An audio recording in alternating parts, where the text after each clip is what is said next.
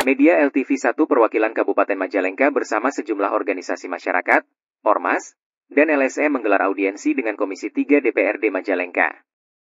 Pertemuan tersebut digelar untuk menyampaikan laporan terkait dugaan penyimpangan dalam pelaksanaan proyek pembangunan di wilayah Kabupaten Majalengka. Dalam audiensi, Vicky, Kepala Biro LTV1 Majalengka, memaparkan hasil investigasi lapangan yang menunjukkan adanya indikasi ketidaksesuaian antara kondisi proyek dengan spesifikasi teknis sebagaimana tercantum dalam dokumen resmi. Vicky menegaskan, perbedaan tersebut dapat dibuktikan melalui foto, video, dan dokumen pendukung lain.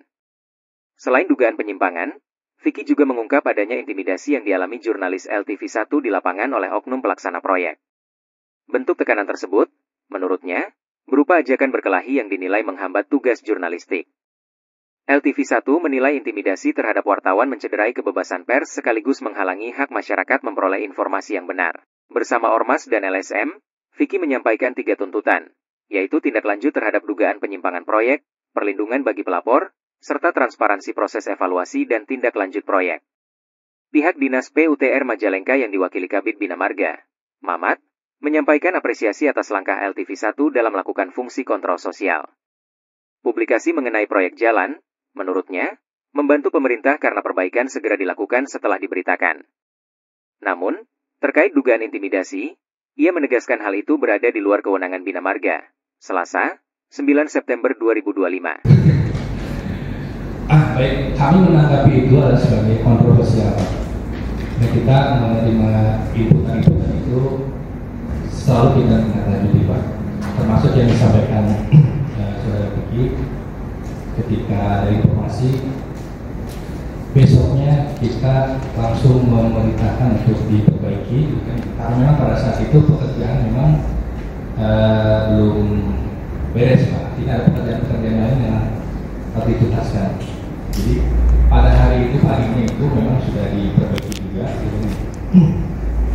Nah, kemudian selama beberapa hari, 2 hari atau 3 hari setelah perbaikan itu ada di media juga ada pemberitaan yang terkaitan dengan informasi perbaikan tersebut, gitu kan, bahwa pekerjaan yang kemarin ditayangkan di media ada kekurangan sudah diperbaiki, gitu kan ya, gitu ya.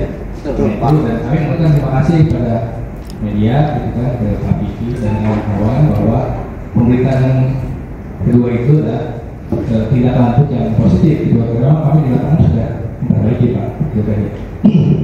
Nah, selanjutnya hal terkait dengan di luar itu, gitu kan, yang dikatakan terkait intimidasi, gitu kan, mungkin di luar kewenangan kami, gitu kan ya.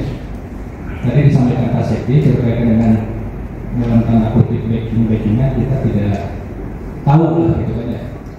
Urusan kami di lapangan adalah pekerjaan itu diselesaikan, gitu kan, ini itu, gitu kan. Nah, kemudian keterkaitan dengan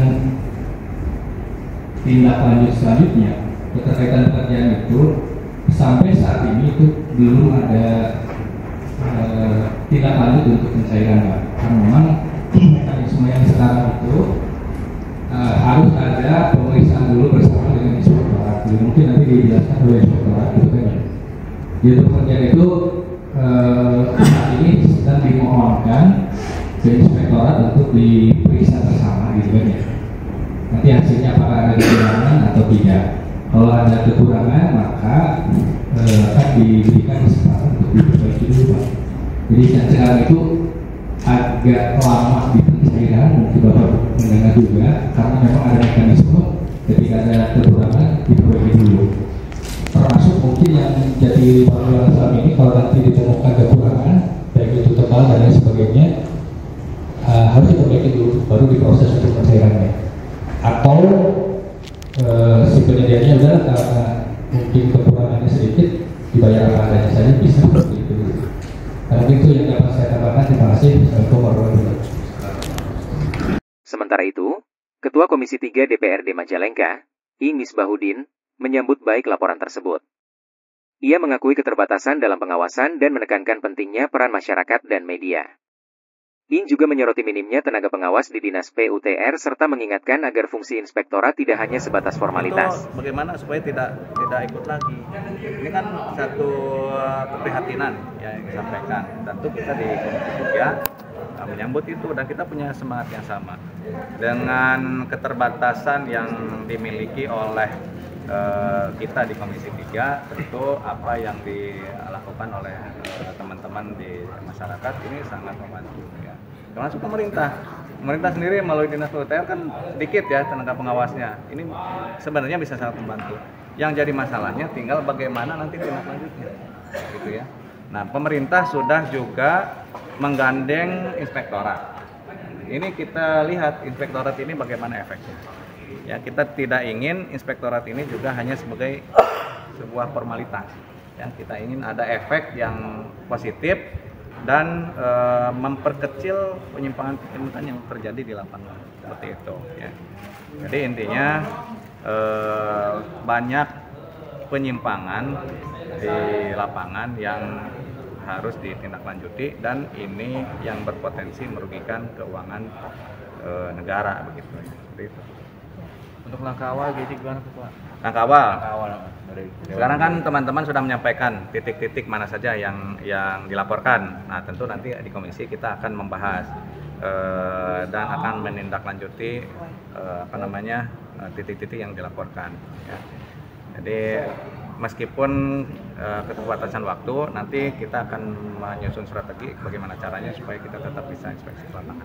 Ketua Lembaga Pengawasan Pelayanan Publik Jawa Barat, LP3, Ustadz Iwan, turut menyoroti adanya dugaan praktik premanisme yang dialami jurnalis di lapangan. Ia menegaskan masalah tersebut tidak bisa dibiarkan dan menyatakan akan melaporkan adanya dugaan korupsi ke kejaksaan. Audiensi berlangsung kondusif dan diikuti berbagai unsur, diantaranya Biro LTV 1 Kabupaten Majalengka, LSM Akbar Indonesia, LP3, LSM Lidik, Yayasan Suara Masyarakat Majalengka, SMM, Paguyuban Cakram Jaguar, serta DPD Gias. Dari unsur pemerintah hadir Kabid Bina Marga PUTR bersama Kabid SDA dan Sekdis PUTR. Inspektorat diwakili Irban 5, sementara Sekretaris Daerah berhalangan hadir. Dari Majalengka, LTV1 melaporkan.